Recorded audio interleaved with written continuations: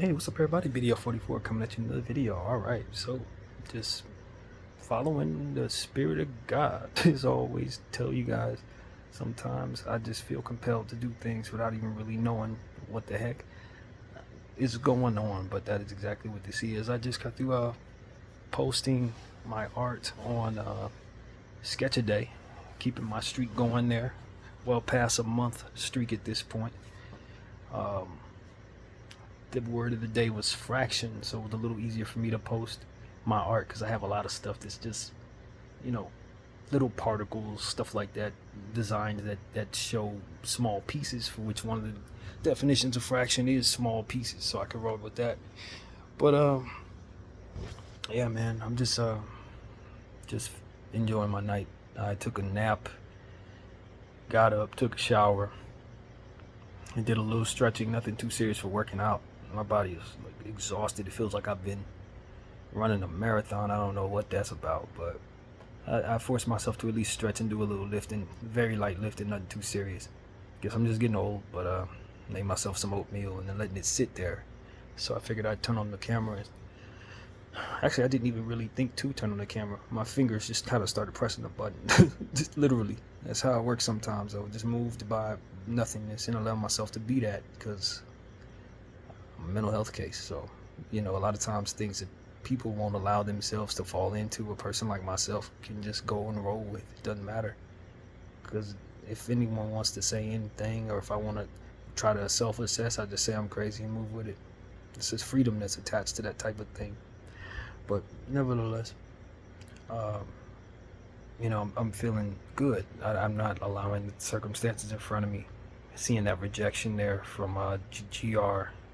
Not worried about that. Not worried about it. I just understand that that's supposed to stress me out. It's not exactly supposed to keep me from getting GR. It's supposed to stress me. And because I know how this operates, this whole thing works, I just don't quite find myself feeling that way. You know, a lot of prayer has been in place in the shower and throughout my day. Even in my dreams, I was praying. In my little nap after I got home from everything that I was doing at Target, ate my food and all that, and then just fell asleep, man. But you know, one would say, you know, you should be working, you should be urgent and working. I prayed about it. I pray about it some more. My sister sent me a was an email, not an email, but a text that had the fact that Amtrak is hiring. So that's definitely some information for those who follow me that may want to get a job with Amtrak. They're hiring at $30 an hour, from what I saw. So that's really, really good. And so that's an option for myself to apply for that and things of that nature, as well as other jobs that are just going to be available. I think the Amtrak job is like in Pacoima, I think that is. So yeah, man, just wanted to give you guys that information, and you know, just dealing. I had every intention of checking my fantasy football lineups before I go to sleep again tonight, but well, not really go to sleep, of course, because I got the oatmeal to eat. But right before I kind of turned on the camera, I thought that was going to be my next move, but no, the Lord compelled me something else. He said, let's turn on the camera, see what's what. But you know, I just am dealing with my life and feeling much more positive about circumstances that are not supposed to be positive. I don't think they're meant to be everything, but I'm thankful I got a tablet.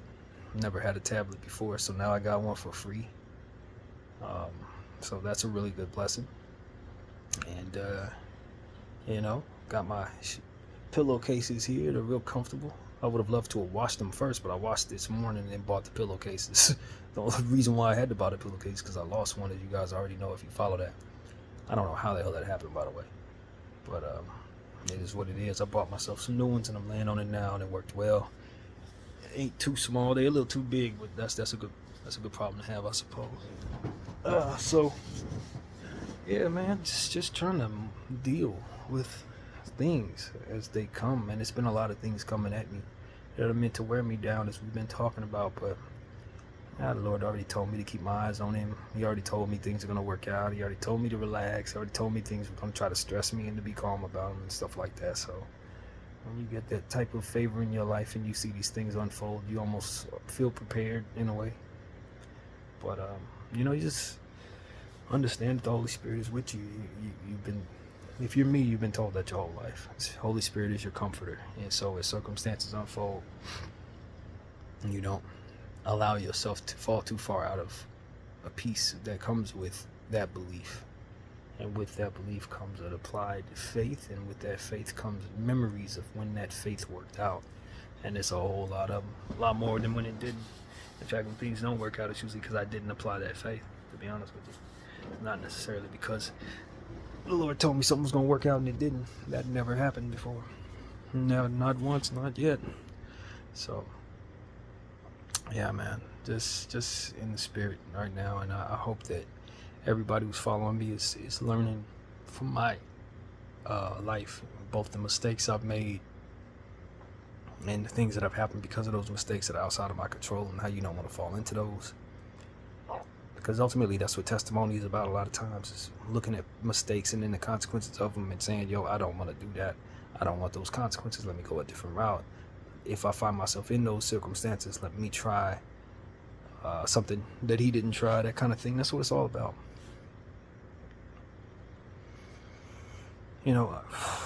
Man, just really don't know what to say. There's some things on my mind, but I don't think they're meant for the camera. But, when it really comes down to it, you just want to make sure that you're following what the Lord says. Sometimes a lot of things that you go through are not for you. They're for others, to see how they're going to handle those circumstances. You are the test in their life.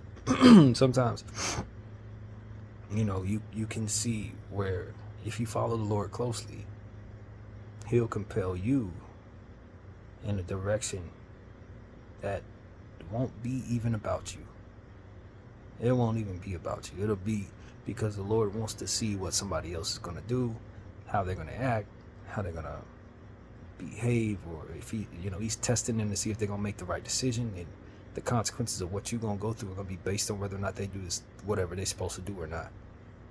And, that concept came to mind today as I was praying a little bit. And it just comes down to sometimes people just make the wrong decision.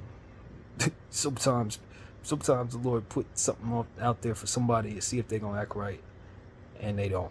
I've been in that position where, I've seen how the Lord gave me opportunities like, yo, if you do this, this is going to affect somebody else. If you do that, it's going to affect somebody in a positive way. Maybe you should do that instead of this. And, good things will happen or bad things will happen. And so that's what I wanted to just kind of throw out there, to say that sometimes what you're going through ain't about you. Even though you're the one dealing with it and all kinds of different stuff, sometimes you're just a piece to someone else's puzzle.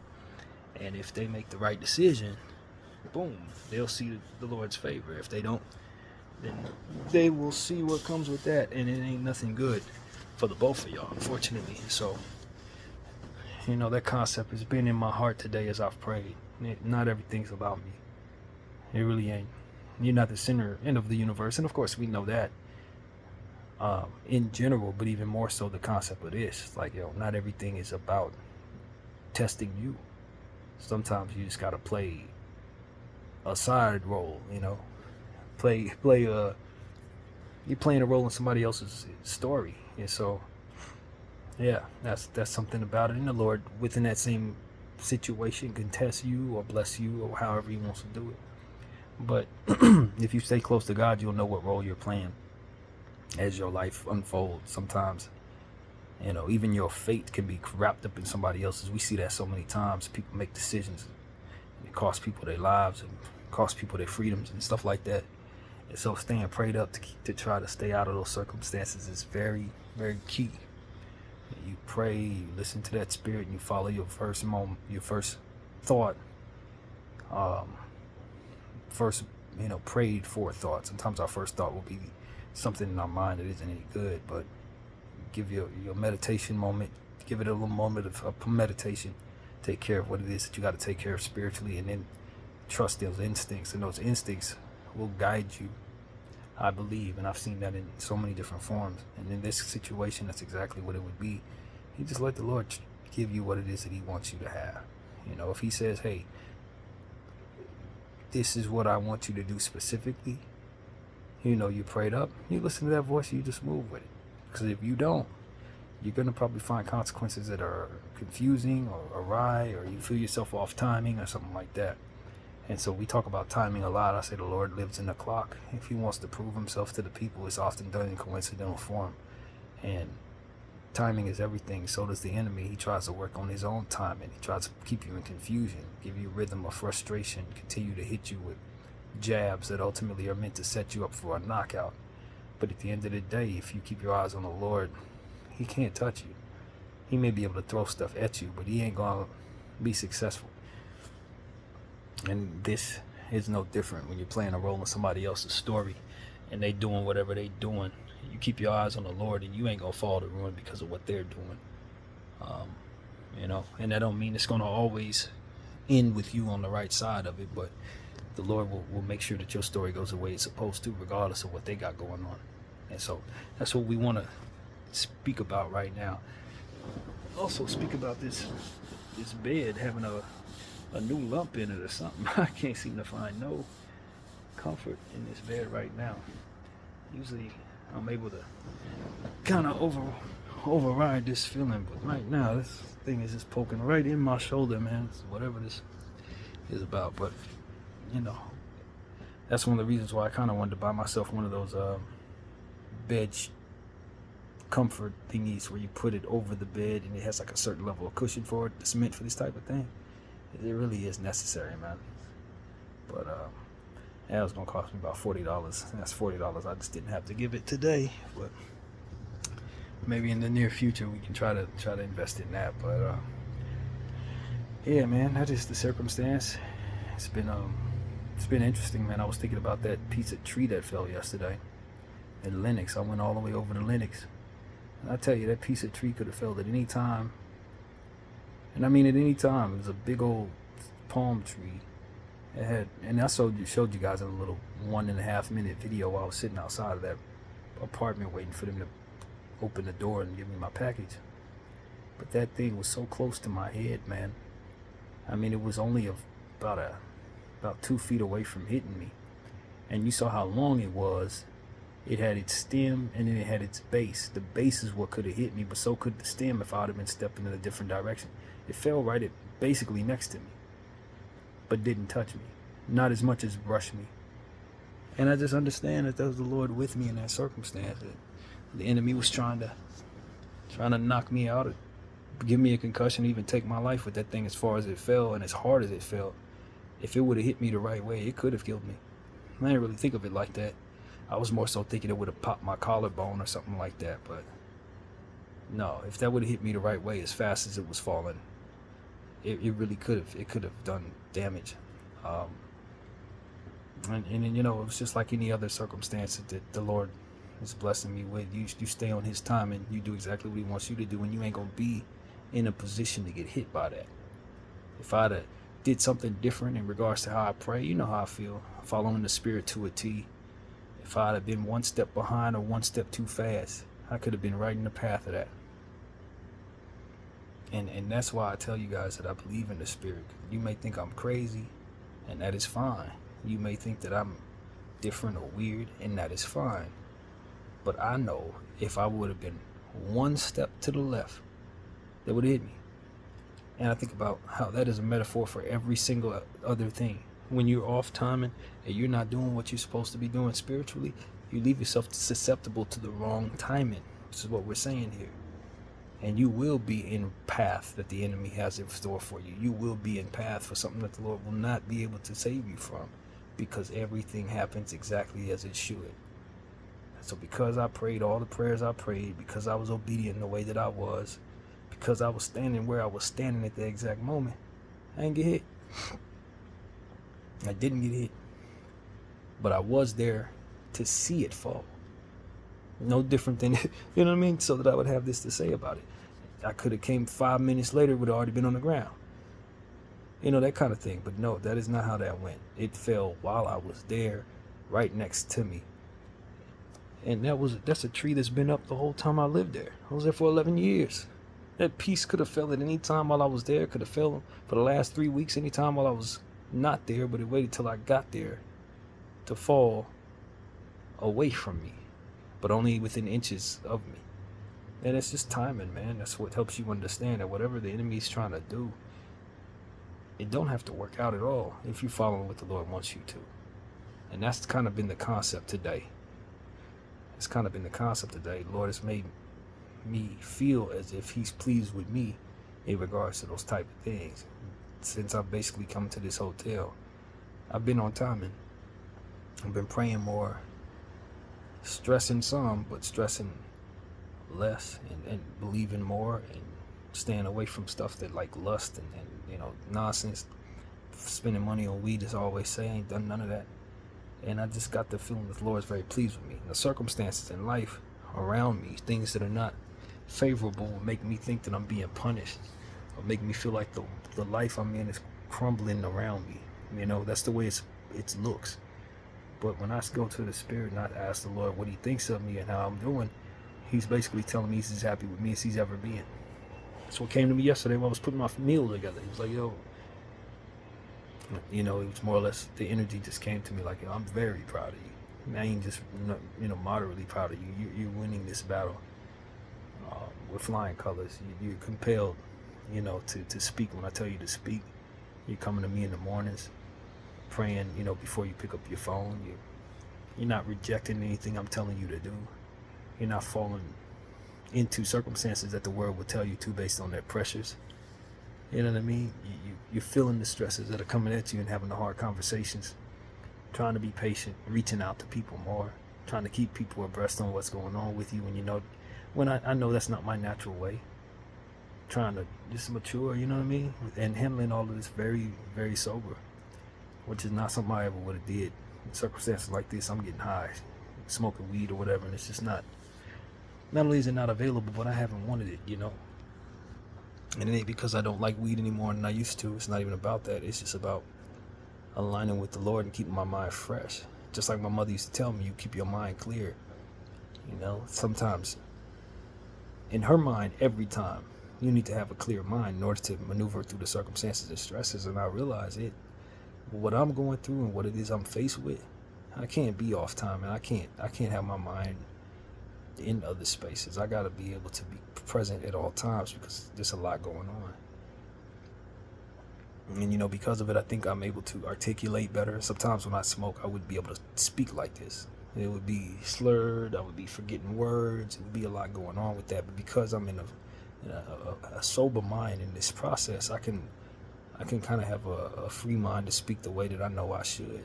Words don't find themselves being stopped up. If you look at some of my old videos, you'll know exactly what I'm talking about. You'll know when I'm high. Some of my eyes are really red and stuff like that, and I'm not ashamed of any of that. I'm someone who smokes weed, but the question is when? When are you smoking weed? At what era in your life do you realize it's not time to? You know what I mean? That's what it's about. And from that point of view, I think I've done a very good job, and the Lord is telling me I'm doing a good job. And it just is what it is. You go through the difficult times. They can either make you worse or make you better. They can either wear you down or bring you closer to God. And I'm trying to get closer to God in these circumstances. Am I going to eat poorly, go different restaurants and try to waste money on eating fast food? No, I'm trying to do everything I can to keep eating healthy. Like, these are things that you don't often see people do when they're faced with the type of stresses I am. Trying to get healthier, trying to work out as much as I can, even though I don't have the ability to lift like I want to and stuff like that. I can't afford to go get a gym membership like I want to, but I'm still trying to stretch. I'm still trying to do various different things. It's a lot to be proud of, and the Lord is essentially telling me that. The devil's trying to wear me down, trying to take me out, and all I'm doing is trying to get healthier in the process, wiser in the process, and more disciplined in the process. And I'm not seeing it pay off. But the Lord is telling me in spirit that it's not meant for me to see it pay off. It's meant for me to keep my eyes on Him. And He'll tell me He's pleased with me, and that's all I really need. That is the payoff. A lot of times we're looking for so much progress. Is my stomach defined? Am I seeing my six-pack still? Am I moving in the direction that I want to see? None of that matters. What really matters is when you go to your God, He tells you, am I happy with you? And the answer is, yeah, he's happy.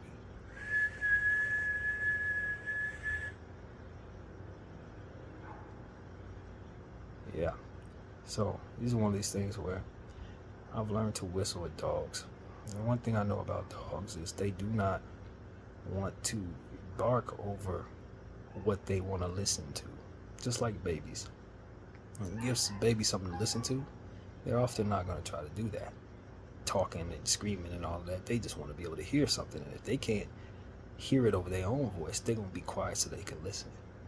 So that's one of the things I've been doing with dogs barking, that one particularly. Sometimes he's a little unruly, but a lot of times, especially in the wee hours of the night, he just wants to hear a whistle. Just like the dog that used to live across the way over at Lennox. I don't know if I've ever told you that, but I used to do the same thing with him. He'd be barking in the morning, barking, get to a point where I whistle, and then it would bark to hear the whistle. That's all it would be barking for, is to see if there would be a response from me. And so I trained it to listen to me. And most of the time, I'm trying to do the same thing with this puppy over there. And we just need to whistle a little bit. Because they be unruly and want to bark through 11 at night, 12 at night. But, you give them a calm spirit from which to listen to. And eventually they calm down. You know what I mean? A lot of times they're reacting to something that's frightened them or something like that. It ain't nothing else, and they just want to know something in the universe hears them. That's really all it is. Just like the rest of us, one acknowledgement. And so that's what I give them, a little whistle, something like that. Usually calm them down. Sometimes it works, sometimes it don't. But the more you do it, the more they get more comfortable with you. And, that's just how it is, man. I'm not a dog whisperer, but the Lord has given me something special when it comes to that. And I don't know where it comes from. But I've been doing it for a long time now. And it usually works, man. Animals take well to me a lot of the time. I've never been bitten. Nothing like that. It's been around some very angry puppies. Sometimes they loose, looking like they're going to chase somebody. They usually leave me alone. And so I've just been fortunate. But nevertheless, that one was trying to disrupt this video, and I wasn't about to have it. And nevertheless, it's one of those situations where, you get back to what I was saying. Just the Lord's pleased with you, When he's pleased with you, he'll let you know. He'll give you the ability to calm other spirits and things like that. It's just something I'm understanding. When you align with the Lord, there's a lot of things you can do. It's a lot of things you'll be privy to that maybe you won't be when you're clouded. And I can speak to that as well. And I was deep into my sinful ways, doing too much in different directions. I remember there was a time where I couldn't hear the Lord. I remember saying, God, I can't hear you. Like it was almost like my ears were clogged to the notion of what the Lord wanted me to do. I couldn't feel the spirit, all this compelling. I'm talking about moving and thumbs up. I couldn't hear nothing. I couldn't feel nothing. And that sin would suppress me, like spiritually suppress me. And that's one of the reasons why, other than the fact that I shouldn't do it just for the sake of everything else, that's one of the reasons why I don't try to, go against what it is I know I should spiritually. It's because I want to be able to hear the Lord clearly. And life has taught me that. When I was 25, 27 years old, I didn't know nothing about that. I didn't feel nothing like that. But as I got older, start doing things I shouldn't do, and then try to turn to God and couldn't hear him, try to pray to God and wasn't feeling nothing, that's when I knew, like, there's something to that. There's literally something to that. You got to try to keep your spirit clear, your mind clear, your stress low, so that you don't feel that you have to go to sin. Because that's my thing. I'm hurt, my feelings are hurt. Let me go do something I ain't got no business doing. As I always tell y'all, take my pound of flesh. But when you start realizing you want to turn back to God and you can't hear him, that's an empty feeling. You trying to find direction. Lord, are you happy with me? Am I doing all right? And you don't hear nothing, you don't feel nothing. It's just you and your problems. I learned to not allow my spirit to do that, especially in these dark times. You need your clarity of mind at all times. You see how the enemy's working right now? He don't want me to say all this, but it's true. You need your clarity of mind. You got to be able to have the spirit, your heart and your mind in a good place in order to feel that spirit that I'm talking about. That Holy Spirit is in you, but you can suppress it. When you start doing a dance with the enemy, the further into the dance you do, the harder it is for you to hear that spirit, the harder it is for you to follow that spirit, the harder it is for you to choose to, because you're going to be clouded by what it is that the enemy wants you to do. And that is how it works. That's why it's so hard for people who are evil to see the fruit in doing anything good. It's because they are clogged of the spirit. Their minds can't see outside of their sin nature and the urges to keep that sin going, and their spirit has no sense of what the Lord wants them to do in a lot of cases. So it's even some of our clergy people, they're clogged by their sin. They speak in the word, they're telling us to pray, but they're clogged. And so a lot of times we're lost by that because a lot of people are not spiritually inclined at all. So they need people who are of spiritual energy to not be clogged in their presence, because they're not going to know the difference one way or another. And the enemy understands that. So it's a lot of us out here who are just following the wrong people and don't read energy properly. And those people who are supposed to be giving us the word, the energy's clogged. They lost in their little secrets and stuff like that, deep in their sin and the nature of what it is they shouldn't be doing. But then they try to give God the glory. You can try, but you ain't gonna hear him. And you're gonna be leading your people the wrong way. And we see it in so many congregations, so many different circumstances where people, it's not that they're doing stuff that the Lord can't forgive, it's that they ain't forgiving themselves. They ain't trying to be forgiven because they're too busy lost in their sin. And it's like, okay, you can do that, but you're gonna lead your people astray, and then you're gonna pay for that. And what you're doing in the dark gonna be seen in the light. And how many times have we seen it? You know what I mean? It's not that we're not supposed to be sinners. We're made to be sinners, but we also meant to go toward God so we can discipline ourselves away from those sins. I'm not saying I'm not susceptible to sin. I'm just saying I'm learning how to discipline myself away from having my spirit clogged. And in doing so, he's making it easy to stay away from certain sins. Easier and easier and easier. The closer I get to him, the further I get from those desires. The further I get from doing things I have no business doing. And I think it makes for a better voice here. You know what I mean? So that's really what the Lord put on my heart to give you, I believe. If not for the distractions outside of trying to keep me from saying it. They ain't working. The message still is clear because my mind is clear, my spirit is clear. And I got my eyes on the Lord. So that means whatever's supposed to come out of me is going to come out fluidly, regardless of what's going on around me. And that's also part of it, them distractions. If your spirit is clogged, it's going to be much easier to be susceptible to those distractions. Lose your train of thought when that dog starts barking. Lose that train of thought when that engine starts going. That's what the enemy wants you to do. He wants you to first be connected to him in confusion. Then from there, he can mess with you in those distractions. You're close to the Lord, he ain't going to allow you to be distracted. Your mind clear, your spirit clear, it's very difficult to distract you.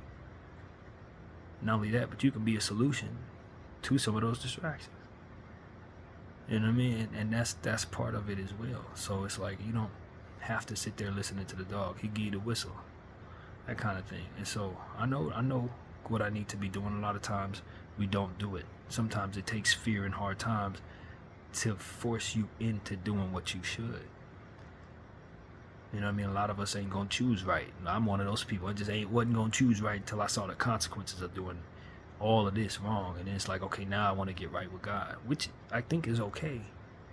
But that's up to you if you want to face those consequences or not. It's up to you if you want to go through the mud to find what you need to find. It don't have to go that way. You can just heed the wisdom I'm saying right now and turn away from your bad energy or whatever it is. You know what I mean? It's up to you if you want to face those consequences or not. It's up to you if you want others to be affected by your actions in negativity. If they're gonna have to play a role in your life and you don't want to get your soul right, yeah, you're gonna harbor the guilt of what happens to them based on you not doing what you should and it affecting them in whatever way it does. God ain't gonna stop that from happening. You know what I mean? And maybe they're in the spirit, maybe they're not, but either way they're gonna have to deal with you and your nonsense.